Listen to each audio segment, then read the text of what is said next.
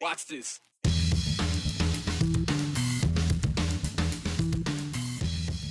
The impact of federal cuts runs the gambit from very obvious to buried in spreadsheets. We're digging in to help share context of what the federal government is talking about when they say they're cutting billions of dollars. What's the Idaho impact look like? It's the largest sagebrush restoration effort in the West, happening right here in the state of Idaho.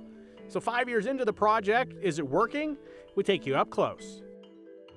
There are a lot of days on the calendar, from federal holidays that we pretty much all know about to some of the more obscure celebrations. But have you heard of National Idaho Day? Not talking about the one in July, the Statehood Day. Yeah, apparently there was one this past week. For months and months, we have heard about federal cuts and impacts to people and organizations here in Idaho. Some of them pretty easy to see. People who lost their jobs in the federal government out protesting, explaining how cuts impacted them and services to Idahoans. Other cuts are harder to find. The federal government has already cut billions of dollars, and there is an impact on Idaho, but finding the Idaho slice, it can be difficult to find all of it. Oftentimes, it's published deep within spreadsheets, and you can find how the cuts are really shaping up if you have access to those or find them. First reported by the Idaho Capital Sun, there are millions of dollars, for example, in grants that the Idaho Department of Health and Welfare are now losing out on. Cuts published by Health and Human Services confirm 3 of the specific cuts and the rationale behind it. And the context here is that these grants actually date back to COVID. So these were easy ones that DOJ found. March 24th, Idaho actually saw active grants stopped with money still technically left on the table. 2 mental health grants like the one you're looking at and substance abuse grants, among some very specific COVID cuts. The mental health grants paid for things like suicide prevention, hotline services, and the creation of youth crisis centers here in Idaho, namely in Canyon County. Between 2 mental health block grants, Idaho was allocated $13.3 million. A little under $6 million went unspent before the grants were canceled a few weeks ago. And this is what the savings is for the federal government. These are what the federal government is really adding up when they give you these big numbers. Idaho was also awarded a substance abuse grant to help pay for drug and alcohol rehab related to COVID. Again, there was a lot of emphasis at that time of giving states money to battle that. Idaho was awarded $6.9 million just for that, and about $6 million was spent before the grant was canceled a few weeks back. So this is in the weeds, but the overall important context for you is this is what's being cut, things that you may not see or hear about. So the question, and my question for health and welfare, what is the impact of the cuts to these major programs? Well, health and welfare, they tell me today, ongoing programs are not affected by the ending of these grants. And the Department of Health and Welfare, this is interesting, they say, is executing its exit strategies to minimize any disruptions for one-time pandemic grants. So we'll see as time goes on if gaps begin to show. You're also going to see some pretty big numbers probably floating across Idaho news sources, about $26 million that was left on the table from COVID grants, specifically money that was used for vaccine and immunization programs and awareness. $68.9 million was approved, and Idaho spent about $44 million. So when you hear all these big claims from the federal government about where they're cutting all this money, this is a big piece of the pie. It's the largest sagebrush restoration effort happening in the West, and it's here on public, state, and federal land across southwest Idaho. The Bruno Owyhee Sage-Grouse Habitat Project, also known as the Bosch Project, has been working to improve sage-grouse habitats for the past 5 years. Its goal is to restore the land to a more natural condition and for recreationalists, ranchers, and species living on it. Aspen Shumpert caught up with project leaders today to see if this ongoing effort is doing the job. In the Owyhee uplands of southwest Idaho, transformation is taking place. Crews have been removing western juniper trees that are encroaching on critical habitats for sage-grouse birds. Birds that Connor White, the coordinator of the Bosch Project, says are a charismatic bird of the West. The science is very clear that sage-grouse start avoiding areas with only a couple trees per acre. The project aims to conserve the sage-grouse population that White says we've already lost half of since settling in the West. To do so, various state and federal agencies and wildlife advocacy groups together have been removing juniper trees the last 5 years. The project began in 2019 with about 40,000 acres completed then. And since then, we've done just over 216,000 acres. And last year, 2024, was our best year to date, and we did just over 63,000 acres. White says instead of junipers sticking to rocky ridgelines, they've moved into sagebrush rangeland. The work involves cutting encroaching junipers in late summer through early winter each year, followed by controlled burnings in the spring when conditions are safest. All conifers, and what we have is western juniper, they're historically been controlled by fire. And ever since we settled the West, we've been pretty good at removing fire from the landscape. So that's allowed them to just really expand into places where they shouldn't be, to the detriment of species that depend on sagebrush. While the landscape may initially look disturbed, White emphasizes the approach benefits more than just sage grouse. It just adds resiliency to the landscape, which plays into a whole host of issues, whether that's, hunters, whether it's the livestock industry and the agricultural industry, whether it's recreationists out there, wanting to hike around. It's healthy landscapes, fire resilient landscapes. While benefiting the species that rely on sagebrush to survive. There's various songbirds like brewer's sparrow. Obviously the one, the charismatic one that we're targeting the project with is sage grouse, but then there's a whole host of benefits for mule deer, elk, pronghorn antelope, you name it. White says the restoration efforts appear to be paying off. When Fish and Game was flying, their usual lek routes this spring, we found several new leks, potential new leks, which is honestly a really big deal for a long-lived species like sage grouse. You don't usually see those big jumps in population, so to go out and find nearly 100 new birds in a half dozen potential new leks is a huge win. Tells me that the total of just over 200,000 acres that they have burned is only about 35% of the authorized treatment area. So they have another 30 to 40,000 planned for this fall. They'll continue to cut and do this restoration for as long as the funding allows. I know that this is the type of work that may seem like in the weeds, no pun intended, but this is really important work for our wildlands. It's a part of Idaho that makes it so unique as our public land and maintaining it in a healthy way. Yep. All right. Thank you, Aspen. Appreciate it. Changes are coming to the parking situation in downtown Boise. We have an easy way to change your license to a real ID and the best places to reel in a trophy-winning fish. All of that in the 411. Morgan Romero fills us in on a little bit of everything. Three main changes are coming to downtown Boise's short-term parking: expansion of metered zones, uniform rates, and extended enforcement hours. The city plans to reconfigure Zone 1 and Zone 2. The parking rates will be the same Monday through Saturday. These changes will start the last week of May. Good news, if you still don't have your Star Card, starting today, you can get one at the new pop-up location at the DMV office in Garden City, off Chinden. As of May 7th, a Star Card or another federally approved ID are needed to fly or enter certain federal buildings. There's another place kids 1 through 18 can get free meals this summer. The Boys and Girls Club of Ada County is offering free summer meals at 4 of its locations throughout Ada County. You don't have to be a member to enjoy. For more free summer meal times and locations, head to our website, ktvb.com. Hey anglers, want to know the best place to reel in the biggest fish? Here are Idaho Fish and Game's top picks. For rainbow trout, check out Lake Pend Oreille. Clearwater River is your best bet for a big Chinook salmon. Lake Coeur d'Alene is lurking with extra largemouth bass. And for big smallmouth bass, check out Dworshak Reservoir. This is just skimming the surface. For a full list of trophy water winners, check out our website. A Meridian girl's dream of having a Ninja Warrior-inspired course near her home is now a reality. Yesterday, Meridian Parks and Rec opened the challenge course at Discovery Park off Lake Hazel. It was 11-year-old Ava Plummer's final wish before she passed away in January from a brain tumor. The city says Ava chose every element in the equipment's color scheme before she passed. And that's the 411 on the 208. I'm Morgan Romero.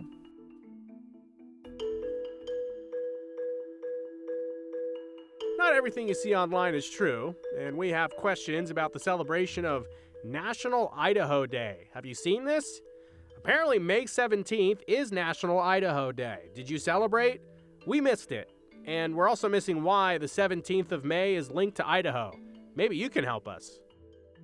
Something else we missed? Tell us about it. Or really anything about the show, the 208, something on your mind, a story we should dig into, whatever it is, send us a text. Here's our number, 208-321-5614.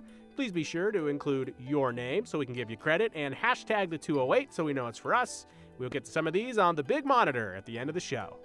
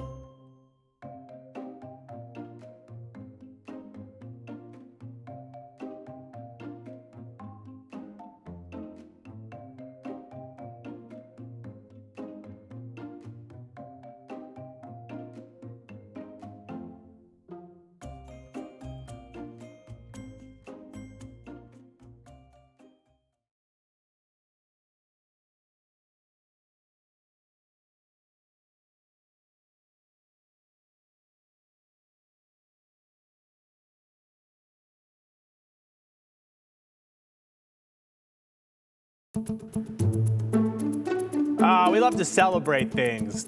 Celebrating so much fun, right? And did you know the gem state, Idaho, has its own national holiday? Yes, apparently. National Idaho Day was this past Saturday, May 17th. I hope you celebrated. And this got on our radar a few years ago in the Boise Metro Chamber. They posted about the holiday on social media. They found out from one of those websites that just lists out all the random holidays for the day. And there's something every day, like National Popcorn Day, that's coming up on June 19th. Measure Your Feet Day, that was back on the January 23rd. And National Lumpy Rug Day, I don't know what that is, but it was on May 3rd. So if you want a holiday, there's definitely one out there for you. The problem is, though, for Idaho, National Idaho Day, nobody knows why May 17th is our special day. Because here's what we do know. Idaho Day, as Idahoans know it, is already confusing enough. Is it March 4th? According to state law, it's Idaho Day on March 4th. Governor Butch Otter signed House Bill 378 into law to recognize Idaho Day as the day that Idaho became its own territory. But then there's also July 3rd, right before Independence Day. That's also Idaho Day. It's the day Idaho actually upgraded to statehood from being that territory. So how did May 17th become a national day to celebrate the gem state? Here's Brian Holmes. So, a quick search for Idaho Day, and for some reason, May 17th comes up. Okay, let's click on that. nationaltoday.com, and the first paragraph says, National Idaho Day is May 17th, to celebrate the joyful day in 1863 when Idaho was recognized as the 43rd state by the Union. Huh? Is there anything accurate about that sentence? There was a joyful day in 1863, but it was actually in March, as in March 4th, when President Lincoln made Idaho a territory. And Idaho didn't become the 43rd state until July 3rd, 1890. Oh, it gets better. So what gives? Well, certainly not any worthy information about important dates in Idaho's history. The timeline goes from March 4th, 1863, to statehood in 1890, to the Great Fire of 1910, and time warps 99 years later when the Special Olympics World Winter Games came to Idaho? That's it? Nothing else happened? And what about when Idaho did actually join the Union? Why can't that day be National Idaho Day? Is there another state that already claims the day before Independence Day? All right, same website. You can see July 3rd is National Stay Out of the Sun Day, which happens to fall on a Monday this year. And unless you like the ozone layer, it's a day to appreciate air conditioning. July 3rd is also American Redneck Day, Disobedience Day, National Compliment Your Mirror Day, and National Eat Beans Day. But no other National State Day. Why can't Idaho have that day? Oh, we can go further down this Google wormhole. Maybe wonder how May 17th became National Idaho Day? You get this random website with a domain name located somewhere in the Indian Ocean. HolidayCalendar.io says National Idaho Day was first established in 1991 by Governor Cecil Andrus. Really? Couldn't find that anywhere else to confirm it. But you know what else we found on this website?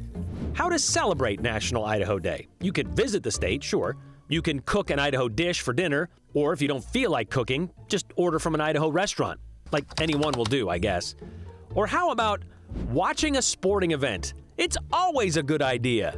Like maybe an NBA game featuring the Boise State Broncos, or an NFL game featuring the University of Idaho Vandals?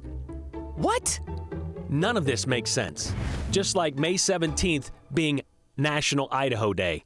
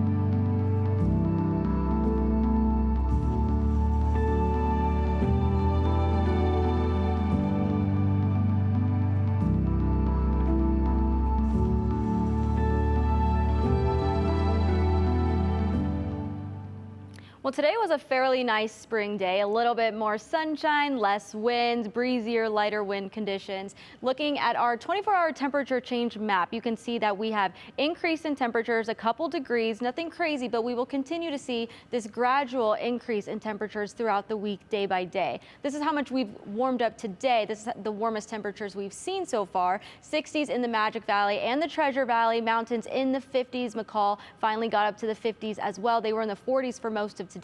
Some people still enjoying the weather, even though it's only 64 degrees in Boise right now. So that water must be cold, but the sunshine is probably helping. Now, this week's weather timeline, not super straightforward, so I'll walk through it a bit. So we are going to be seeing temperatures increase throughout the week, but we know we have some showers in the Treasure Valley happening right now. Those will continue to happen overnight, and then they could linger into tomorrow morning. Come Wednesday, that's when we'll see that good bump of temperatures into the 70s, so it's going to be drier and warmer.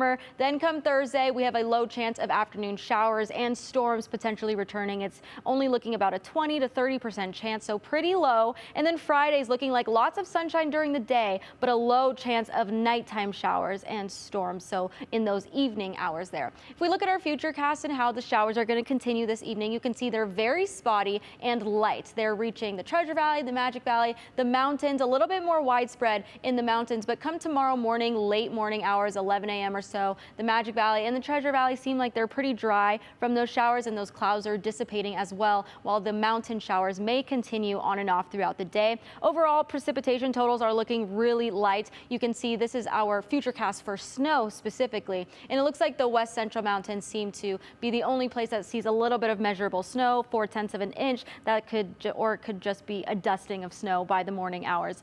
Here's a look at our storm potential for today. Non-severe storms are a chance today, but it looks to be on the westmost side of Idaho, so maybe lower Treasure Valley or west central mountains there. Tomorrow morning, or rather tomorrow, our high temperatures for the day will look very similar to today. That's because we have a cold front coming through this evening, so it's not going to cool us down too much, but we'll kind of keep our temperatures the same for another day before that warm up really takes off in the middle of the week. Magic Valley still seeing some windy conditions in Shoshone and Jerome, a couple areas there, looking like the mid 60s once again. Central mountains in the 50s, possibly reaching the 60s in spots like Haley, a little bit of lower elevations. West central mountains will range from the 50s all the way to the low 60s in some spots like Garden Valley and Council there. Lower Treasure Valley looks to be the warmest area tomorrow. City to city gets pretty close to the upper 60s. Caldwell, Ontario, and Weiser all looking at a high of 68 tomorrow, so that'll be pretty nice and warm, very spring-like. Upper Treasure Valley also similar conditions. Boise on the cooler side, only seeing a high of 64 degrees. So you can see the increase in temperatures as the days go on this week. We have breezy conditions coming and going, as well as those chances for showers. It looks like your holiday weekend looks pretty good as of right now, but we're watching some systems, so make sure you check back in with us on how that plays out.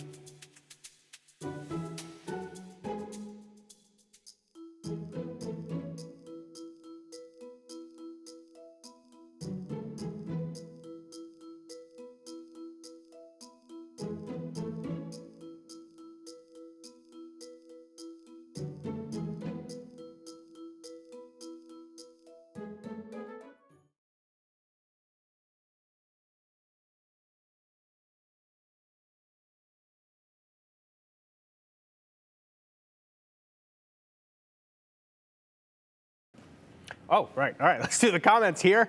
Let's see what we got on the big board. There it is. All right, we'll start with John. As to National Idaho Day, I have never heard of it until today, despite having lived here for over 30 years. But if it's on the internet, it must be true. Yeah, right. That's John in Garden City. I don't know. There's a lot of things on the internet. Regarding May 17th as National Idaho Day, the fact that not everything you read or see on the internet is true. Maybe there's a point to be made there from Steve. May 17th. Maybe we're going to make it a thing now, huh? All right, Susan in Meridian writes, I believe May 17th in Idaho is National Take Your Wife Out to Dinner Day. Oh, no, it's May 19th. Today's May 19th, Susan, so I guess it's National Take Your Wife Out to Dinner Night. Susan, I hope you get a nice meal tonight. All right, let's see what else we have. Linda in McCall writes, I only know that May 17th is Norwegian Independence Day. I know because I lived in Southeast Alaska, where the fishing industry attracted many Norwegians. I don't know, maybe there was a mistake made online where somebody, for the first time ever, confused Idaho and Norway.